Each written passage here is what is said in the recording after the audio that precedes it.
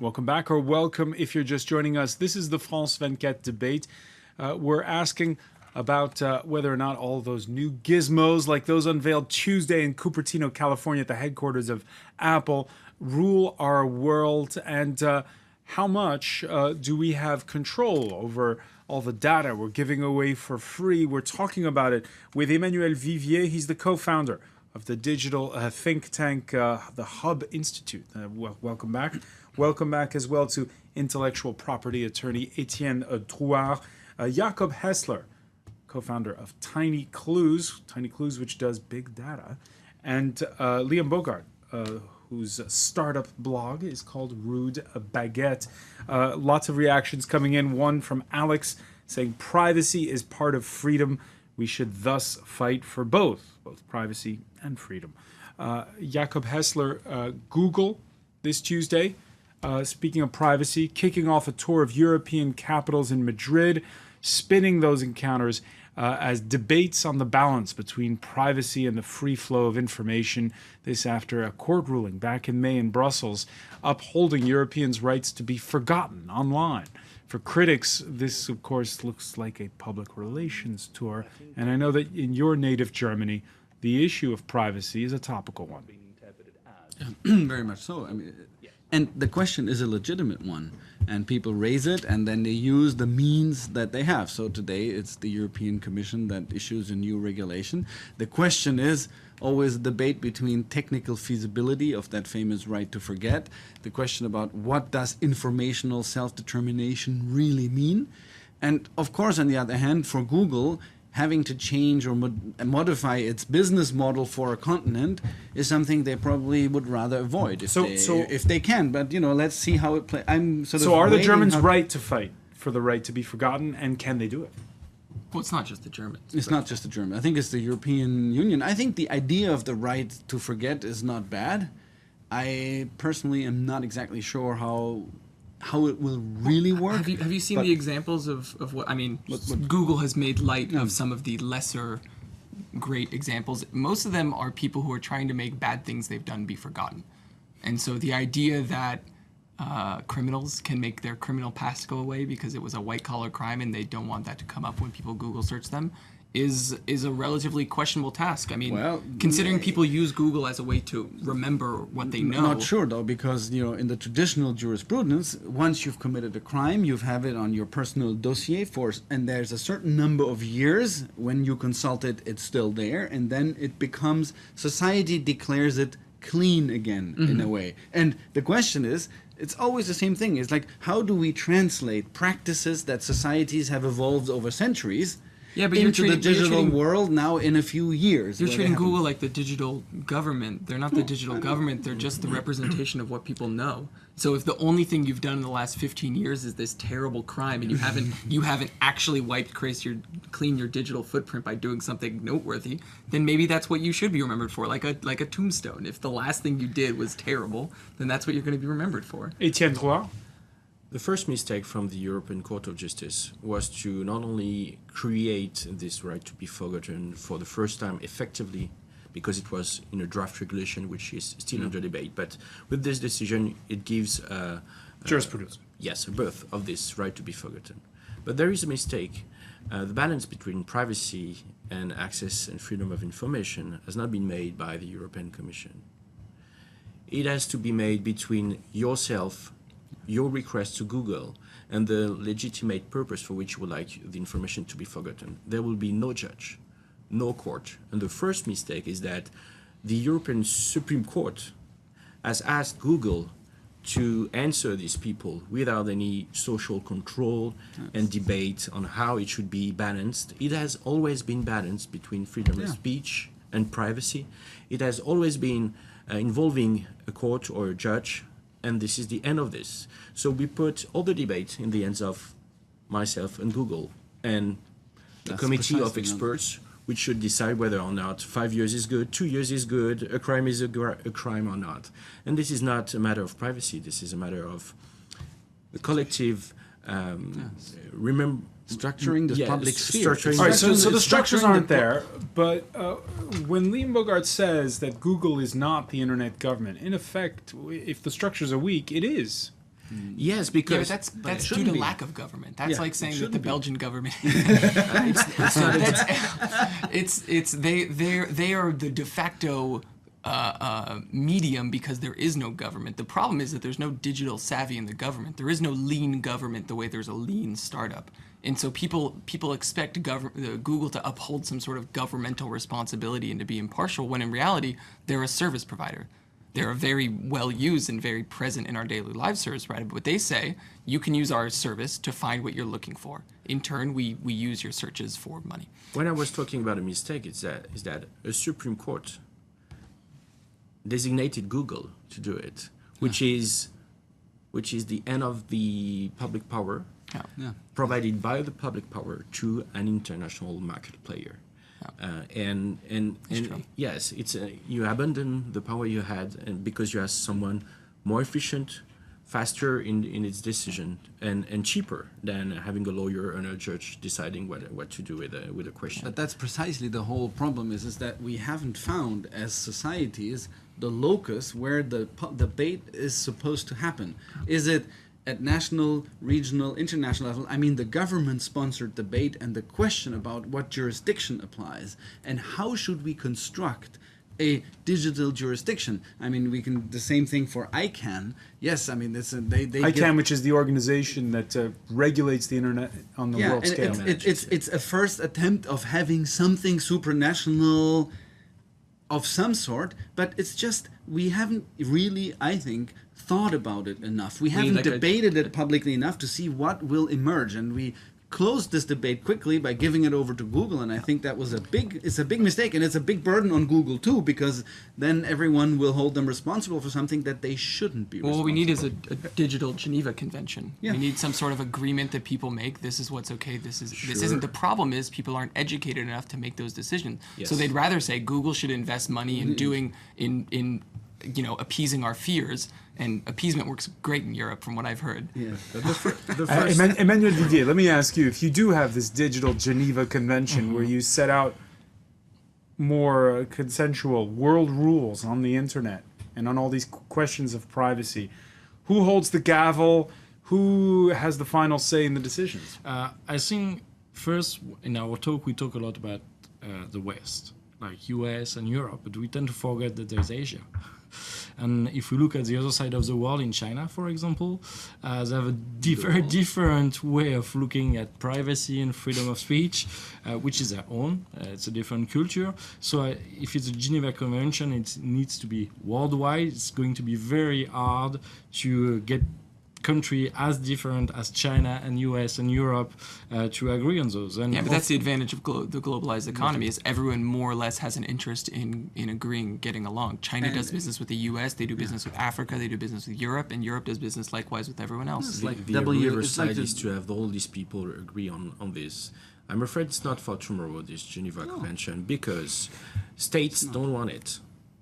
Because it would be a matter to control their sovereignty and their digital cyber security policy. we We need, etc. but first we need a digital war before we can have a digital Geneva There Convention. is, and the second category of population that doesn't want it is the global market players. They don't want a UNO convention on how to rule freedom of speech, intellectual property, privacy issues. Well, that's Alright, not so- true because Google's openly said that if Europe, this is more related to fiscal policy.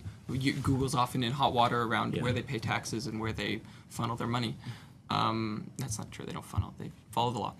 They've said that as long as Europe has a rule that doesn't just apply to Google, there are very often Google taxes that are proposed by local legislature, government, country legislature. They said as long as everyone is on the same page and everyone's on the same scale, they have no problem. They just want to. There just is no rules, and they're doing what they want. And they're saying if you set up a set of rules that everyone agrees to, we're fine with that. Just give us one rule and don't constantly throw things like the right to be forgotten or taxing on digital goods or making it illegal to be an Irish company or whatever they want to throw out. Yes, but the issue is should we regulate Google or not? The issue is should we regulate the internet, including Google? I don't think the Geneva Convention regulates war. I think it just No, I think it but just sets. I try think to it just, harmonize principles, mean, and when it's you true say- that we are not on the same. And when you say page. we need a digital war, what do you mean? coming back to the Geneva Convention metaphor, the Geneva Convention was set up to make sure that we don't have. Yes, but I'm not sure that the Russians, French, Chinese, Brazilians, and in the U.S. are not ongoing on a cyber war about Sure, but it doesn't affect citizens. Economic intelligence. Sorry. It doesn't. I mean, do you feel like your day to All right, day but is what's affected? something that let's talk about something that does affect citizens. It's an item now being sold by French clothing brand Gizmos. Get ready for it. The winter coat for kids with a built-in GPS. The device requires a subscription. It inspired Le Monde's journalist to quote the sociologist Michel Foucault's "Discipline and Punish." There you see that device being put inside of the jacket of your child so you can know where they are. Psychologically, what kind of effect is something like that going to have on kids growing up? We don't know, but technology is there. The price is cheap, and there is a need. Does this hearten you or scare you? The first question would be: does it scare your son? And as a parent, do I want it for him? Because I cannot compare him and I, because this appears now. So the effect on the new generation is just not under control at all. We don't know, but I'm sure that they will find some solutions to escape from their parents. And we will try to have more pressure on them, so they will have a watch, and they will have something they cannot escape to. So at the end of the day, if we want to push security on our children further and further, we should implement them a chip in the arm. Like the dogs, I think it's even better. You have a Yes, why not? But joking aside, Jakob Hessler, are we headed for this dystopia that we were hearing? Well, I think I'm not sure whether the biggest problem of this dystopia is knowing via GPS where your 6-year-old child is or 8-year-old child is. The real dystopia about education, having myself a young daughter, is to see the frenzy with which parents tend to want to control and basically make sure that they get into Harvard at age 3, and for getting into a school you hire a consultant. That's the real social problem around education. They're ready to pay for security. I would think. Yeah, but if you look at what people are ready to pay for, I mean, what happens when someone finds a way to hack into the security company that's supposed to tell you where your kids is, reproduce that GPS signal and kidnap your kid, and you don't know for hours, because now you're relying on technology instead of just relying on what you used to, which was eyeballs and friends. But look from the kid's perspective. Maybe if you have the choice between having your mother 24 hours a day with you, or she knowing where you are but at least leaving you alone, maybe they will prefer to be tracked and be alone. And I think literally billions of children have grown up without either of those. In the history of time, I think we've managed to get by, which implies that we'll manage to continue to do it. And I agree that there's a sentiment of this, fear and wanting to be overbearing. I think it's more of a trend, and I don't think the future is we know where everyone. I don't think that's a positive way for the future to go. All right, let me speak to that father of that 3-year-old daughter again here. Jakob, you were telling us in part 1 about the fact that we look at our mobile devices. What is it? You said 62 times. 162 times a day. Our children do their homework with their devices or social network while they're doing other things. How different will their psyche be from ours? See, the honest answer is we don't know. I think we know some research on attention span and how the fact that if you interrupt concentration too often, actually your ability to learn goes down. That we do know. There's some research about that. But for all the rest, we just don't know. And that's probably the most difficult part to accept. We don't know, and the society hasn't yet developed the cultural techniques. Imagine when the first printed book came out, right? And suddenly there was this guy in Belgium, in Antwerp, printing, Plantin Moretus, printing all these pamphlets for the emperor for the Counter-Reformation. Suddenly the world was flooded with print words everywhere. They had no clue whether and how that would evolve and who would read and how you would read. It was just there, and it just takes time. And I think we should just be cautious, but we should let things evolve and equip ourselves with the ability to continuously judge, monitor, and say what we want. And today we're either in panic or we're in naive embracing this is the greatest thing since the invention of sliced bread. And we need something more reasonable in between. And then some things will turn out to be good and others will be not so good. And then, you know. Emmanuel Vivier, I want to ask you, as a Frenchman, these companies that do these social networking applications, most of them are American. Do you sense an anti-Yankee backlash? I don't know. I think there's fantasies that people will leave Facebook. It was like for a few months, this type of news. Honestly, they just go for the best app.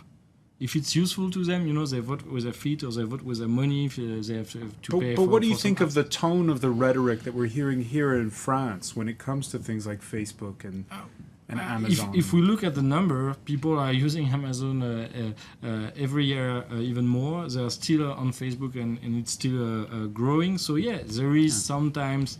In France, France had its shot in social networks. We had Copain d'Avant and we had Viadio, and the consumers decided they had the choice between Copain d'Avant and Facebook. Yeah. And I would say it will be more on with the NSA scandal that okay, companies or maybe government are having a wake-up call, but I think for the users, you know, they're using their phones, they're using Instagram, they're using Facebook, they're using Snapchat, everything that is useful to them, they really use it. They don't really care if it's American, Chinese, or Japanese, or Israeli, or whatever. For them, you know, it's just an app, it's just a tool, like made in China, made in US. Yeah, there will be some people that are maybe more educated that know that, okay, we're giving our data to foreign companies, but I think for the end user, normally. But you have to redefine what a foreign company is, because everything's so distributed. Yeah. For example, the largest manufacturer of blog technology, I run a blog, so I'm familiar with it, is called WordPress. And the company behind it is what's called a distributed company, which means they have no office.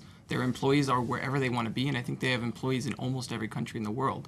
So when they put something out and you give them your data, are you giving your data to an American company? Is the government really involved? Does nationality really come into play? For Google, for example, they developed their iOS application in Paris. So does that mean when I use Google for iOS that I'm giving data to French employees? That's the reality of what's going on the ground. But there's also the perception, and this is the question. And that perception, and there is an anti-globalization backlash in this country. Oh, yes. It's about of culture and easiness. Culture because we would like these market players to be inspired by the European culture on democracy, but on the privacy side, on the fact that there was a war, a need for privacy protection, the Stasi in Germany, etc. This is a part of our history, which means that it's not the Chinese history, this is not the US history, and we have this problem of harmonizing our approach with our cultural approach with that. But for regulators, it's very comfortable to say that it's a foreign company because they have an enemy for a long time, and this is wonderful for them to claim, shout, and not being efficient. So they can blame it on the Americans when they have their own problems. Which brings us to another topic. You're talking about uncharted territory. Next Monday, another U.S. giant opens shop on French soil. Netflix, the home movie and TV subscription service seen by many French as a threat to their homegrown entertainment industry, even though Netflix plans to shoot it a French version of House of Cards that'll be set in the southern port city of Marseille. One survey warns that French TV fiction could lose 24% of its financing and cinema up to 22% between now and 2017. Jacob Hessler, the arrival of Netflix has France's whole entertainment industry worried. Yeah, and in part, rightly so.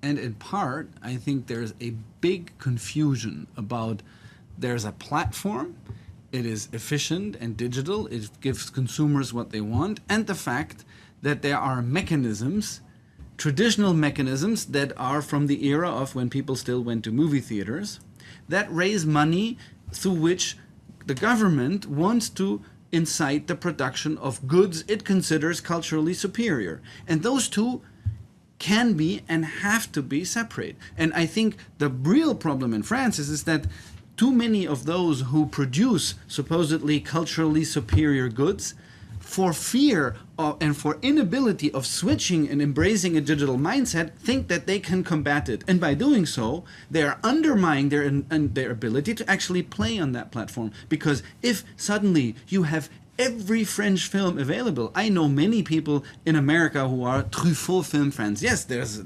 let that be 0.00001%. They can watch it because the French content becomes accessible on the tip of a button, and they will.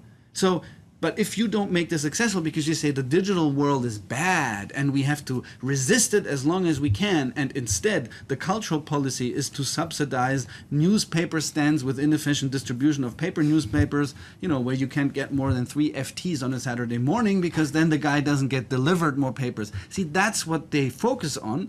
And they shouldn't. They should embrace this, and then people. Well, don't forget the fact that the French cinema industry isn't profitable. It loses money every year. Yeah, they looked at how much money the government puts into the industry and how much revenue it But generates. it exists, contrary to the German one. and- No, I'm not saying, but it becomes, it's not an economic issue as much as it is a social issue. It's a political question. It's like, we does produce this- French film, and Yeah. then Luc Besson brings Scarlett Johansson and fixes it. No, Etienne Drouard, will the most Netflix money change is France forever? spend. I'm not sure, but it is. I mean, it's a good moment to come to France and create this debate and try to change the chain of distribution.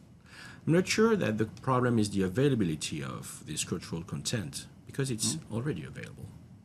The problem is the price and the pocket in which the price goes. So when it changes, it may change the chain of production. So we know that there is a direct effect between the changing the distribution, the distributors. Because right now country French where cinema they- is largely subsidized by pay TV subscriptions. Yes. But look at Deezer is a French company. Nobody is saying that it's a French problem, that the rise of Deezer and Spotify has completely changed the economics of the music industry. Yes, It but just Canal happens. Plus is very important in France. Yes, of For course, production, but also for availability of content through internet service providers. Well, also Canal Plus has a competitor to Netflix, so they have a direct interest in Netflix not coming here. So does Orange, which is why Orange agreed not to distribute Netflix Yes, to its this is what I customers. say. So there is a relation between distribution and production.